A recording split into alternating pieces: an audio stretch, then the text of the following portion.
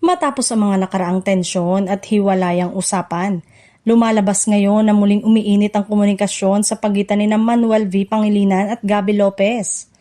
Ayon sa mga ulat, tahimik umanong nagkaroon ng paglapit muli ang dalawang kampo na maaaring magbukas ng panibagong partnership sa media landscape ng bansa. Isa sa mga pinag-uusapan ay ang posibilidad na maipalabas ang ABS-CBN News Channel sa platform ng Signal TV na pag-aari ng MediaQuest Group ni Pangilinan.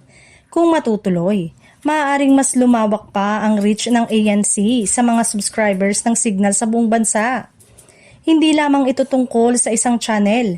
May mga indikasyon din na maaaring buhayin muli ang mas malawak na content cooperation sa pagitan ng MediaQuest Holding at ABS-CBN Corporation. Posibleng kabilang dito ang co-production ng mga programa, pagbabahagi ng content at iba pang proyekto na makikinabang ang dalawang panig.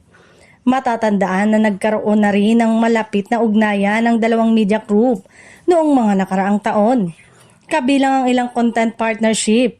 Gayunpaman, nagkaroon din ng mga pagkakataong tila nagkahiwalay ang direksyon ng kanilang mga negosyo, dahilan para mag-isip ang marami kung tuluyan ng naputol ang kanilang ugnayan.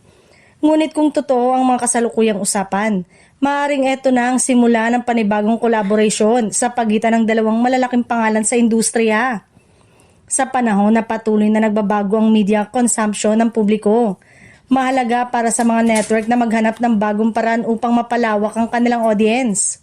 Sa ngayon, wala pang opisyal na kumpirmasyon mula sa kampo ni Pangilinan at Lopez.